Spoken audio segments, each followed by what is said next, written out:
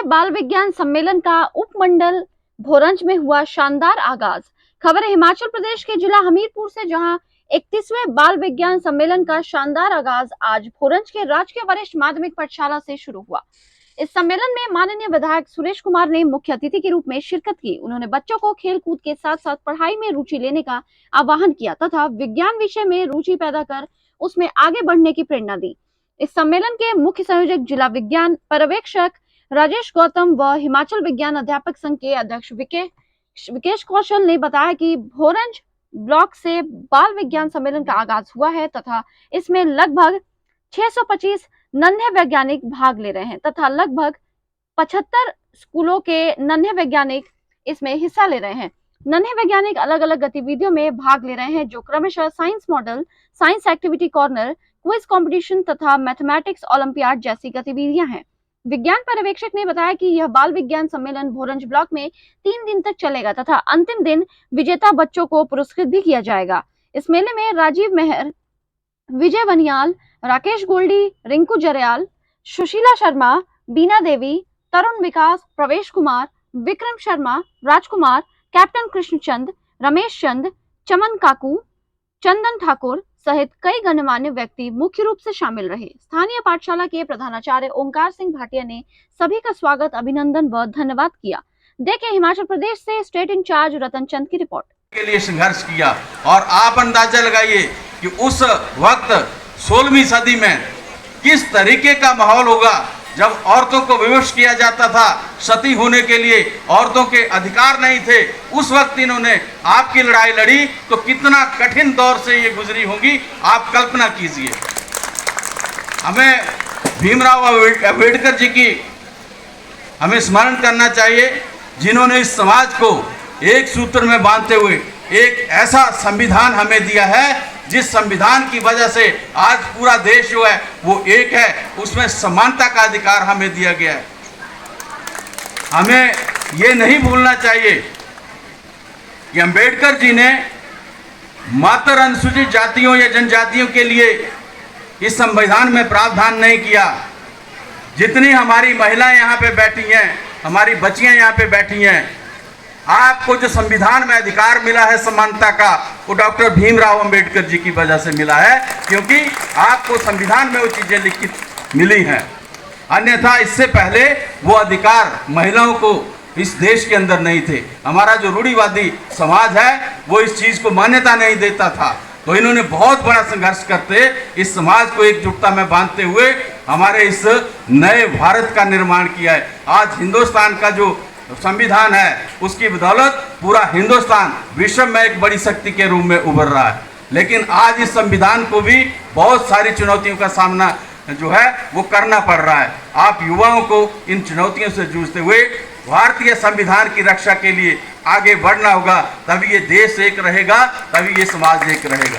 ये उनके ऊपर इसरो ने काम किया है और हमें ये नहीं भूलना चाहिए कि हमें इस तरीके का जो संस्थान है, जो 1952 में स्वर्गीय जवाहरलाल नेहरू जी की उस सोच के साथ मिला था।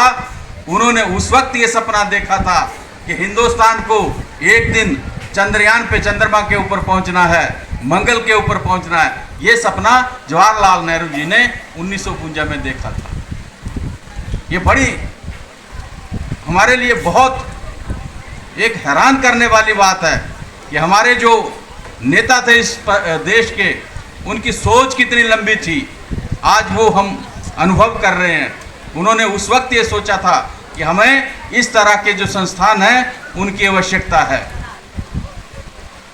अभी मैं देख रहा था मंच पे बैठे बैठे, इधर आपका एक जो ब्लॉक का एक सदन जो है वो स्वामी विवेकानंद जी के नाम पे है, दूसरा सदन सावित्रीबाई फुले के नाम से है, तीसरा भीमराव अंबेडकर जी के नाम से, चौथा हमारा डॉक्टर APJ अब्दुल कलाम जी के नाम।